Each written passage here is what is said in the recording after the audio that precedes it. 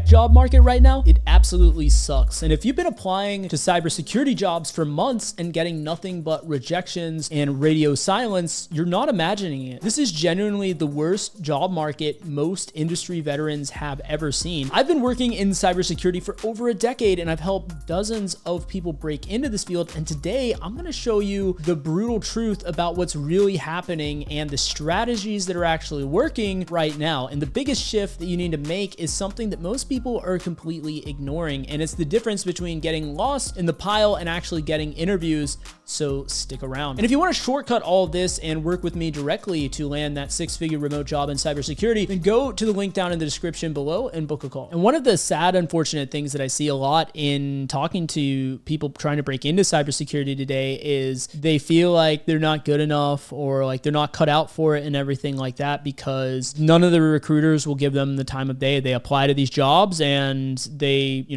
want people with more experience, and the job postings just look impossible. But here's the things that a lot of people don't see, and that is that AI has drastically impacted this job market. And the way that it has is that, if you were to go back 5 or 6 years ago, it was, a lot more manual to apply to these jobs. For one thing, maybe there was easy apply, right? There was a lot of people that would apply to those, but you could easily find jobs out there that didn't have the easy apply. And if you just went through the manual process of applying to those jobs, then you had a lot better chance. And that's why we used to talk about the spray and pray method, where it's like, hey, if you just run enough volume, if you just apply to enough jobs, eventually you'll get one that'll give you the time of day. And that's great, right? Just play the numbers game. Well, the numbers game is not really viable anymore, and it's because of AI. You see, one of the main challenges is that these AI application tools have flooded the market. So now even the jobs that before would require all this manual stuff to apply to, they have 1,000+ applicants per posting,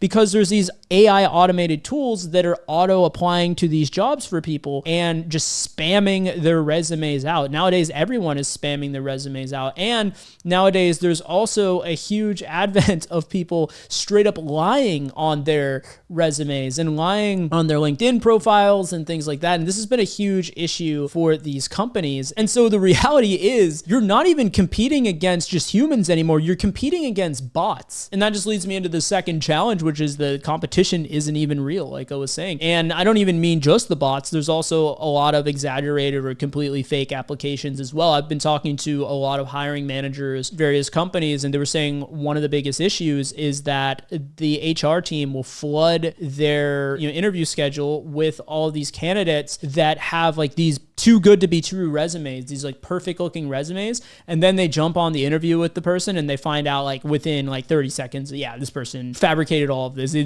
have no idea what they're doing. It's like really apparent when you're a professional in the field, but if you're like an HR person or something, then a lot of times they are falling for these. And honestly, a lot of people would fall for them because they're using, AI and different things to make their resume look absolutely perfect. And these are the people that you are competing up against. Not only that, like I was saying, with these tools, they're able to apply hundreds of jobs a day, and you're manually trying to apply to these jobs perhaps, or maybe you're using some of these tools and also not seeing much success because you're spraying and praying and doing the numbers game, and you're just not getting a lot of traction off of that. And this is exactly why qualified candidates get lost in the noise. The reality is that we can't entirely pin this on the HR people. I know like a lot of people like to use that as the punching bag, and I've definitely been guilty of that before too. But the reality is like these HR people wouldn't have time to manually review the resumes just at the sheer volume of applications they're getting for these job postings. It would be an unreasonable ask.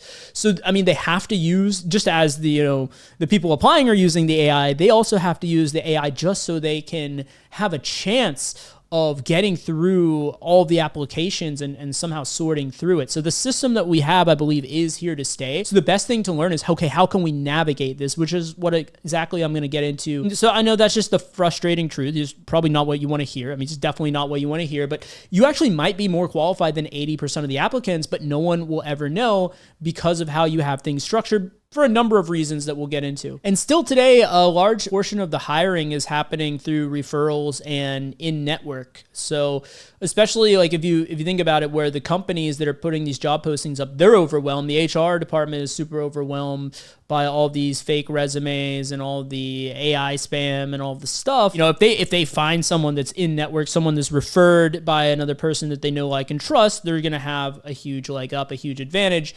And if they find someone in-house, right, if it's someone already in the company, they're going to look internally first, and they're going to use a lot of these job postings only if they really need someone. They can't find anyone through those means. So if you don't have that, you're already kind of on your back foot, and you're going to have to play the automated filter lottery. And with this automated filter lottery, we're really talking about the ATS systems, the automated tracking scanners. And they're absolutely terrible. I think we all know this, but it's like the best that we've got kind of thing. And this is why your resume gets rejected before human eyes even see it. So it's a keyword game, and it's changing constantly. And it's like, if you don't have these keywords, then you're not even going to be considered. A human's not even going to look at your resume. Or in some cases, if you have certain keywords, you're automatically excluded. So it's a really brutal game, and it's really annoying for, I think, everyone. And that's why it's literally this chance-based thing at this point. What is the solution to this, right? We talked a lot about problems in this video. Well, you need to create what I call a job offer engine. You need a system that can completely flip the script and position you so well that you'll have recruiters reaching out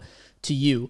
Rather than you having to rely on winning this rigged lottery-based system. I know that can sound easier said than done, but the reality is, if you can establish yourself so that you're known in the community, if you have some inside connects, if you have the things that the employers are actually looking for, then that's going to make all the difference. Because if you don't know, right? Because if you're watching this video, it might be kind of going blind right now, where you're like, well, by the way, this is how a lot of people think, maybe you resonate with this.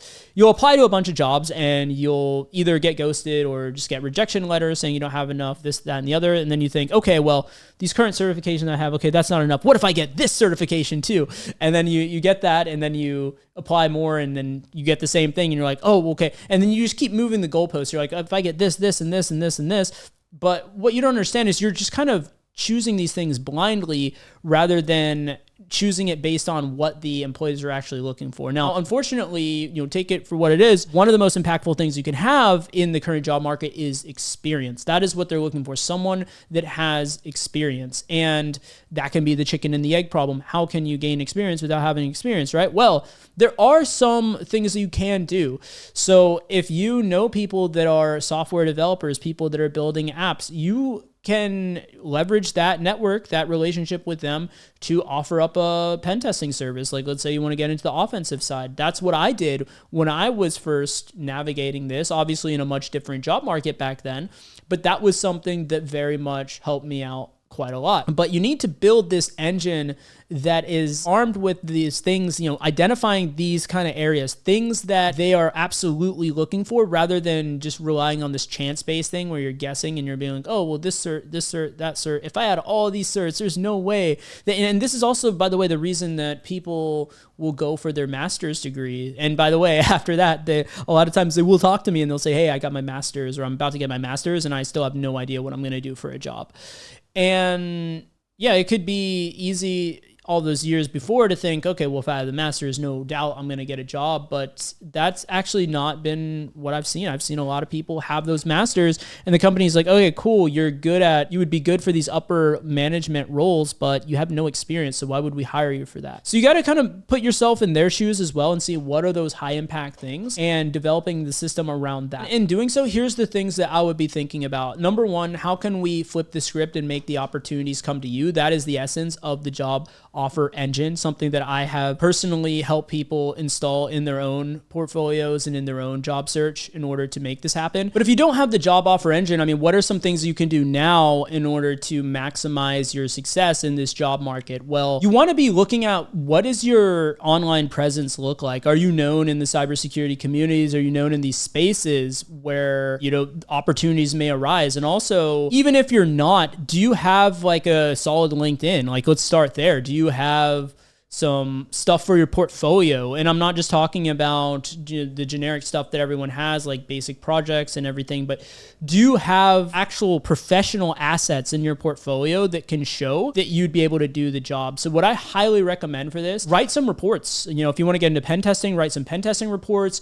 If you want to get into the defensive side, like maybe forensics, write some forensics reports and get those reviewed by professionals in the field, people that have actually done it, people that have seen the professional reports. Because look, in the beginning, I had some pen testing reports and I thought they were good, but when I got them reviewed, I quickly realized like, oh no, these actually suck. Like when I entered the field and I started to see like what the actual professional ones look like, I quickly realized that it looks a lot different than pretty much all those like template reports out there online. Now that I've seen hundreds, if not thousands of these, it's very easy for me to tell, but back then I just didn't know what I didn't know. So I would highly recommend, do not skip this step, get it reviewed by someone that is a professional in the field, get it polished, because I guarantee you if you do that, and that report ever gets in front of someone that's actually in the weeds doing cybersecurity, they will notice it as well. It will stand out to them. You want to be networking strategically within your chosen path. So find people that are doing what you want to do, network with them. But here's the kicker, here's the key to this. You want to network in a way that shows that you're not trying to extract from people, because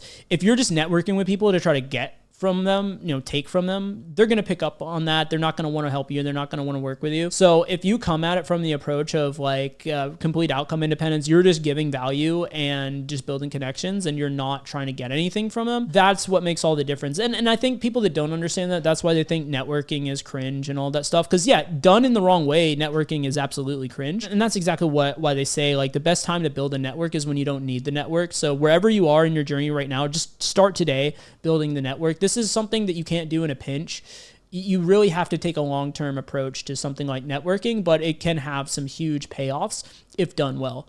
And also you want to position yourself as someone who gets results. So think about that in everything that you do. So that's like, when you're building your online presence, that's what you want to be able to showcase. You may have the skill, right? You may be 80% more qualified than, everyone else out there, but if you don't do a good job of showcasing that, then no one's going to know that. So you need to position yourself as someone that actually gets results. When it comes to applying to jobs, I would highly recommend to, if you're doing the numbers game strategy, rethink that. Do a quality over quantity approach. So submit targeted applications rather than just, throwing it up at the wall for the reasons that I mentioned earlier, because the job market is so much different now. The number one key mistake that I see most people make is that they just want a cybersecurity job. So they just position themselves super generically. They're a great fit for a lot of cybersecurity jobs, but the perfect fit for none of them. So they just lose out to everyone who's a perfect fit. If you think about 1,000 applicants, chances are there's someone that's going to be more targeted of a fit than you. And so that person's going to get the job and you're not. So just consider that. Think about the other side. Think about the job that you're applying for. Why would they hire you? You really want to target your role. And even if you are okay with having multiple roles, or you're open to multiple different roles in cybersecurity, really target in the application, submit a quality application that will have the best chance, without lying, of course. But if it's something that you can do, if there's skills that you have, just tweak your resume to highlight those skills so that you have a better chance of landing that interview in the first place. So if you'd like me to help you directly get up and running with the job offer engine to shortcut this entire process, then go down to the link in the description below and book a call.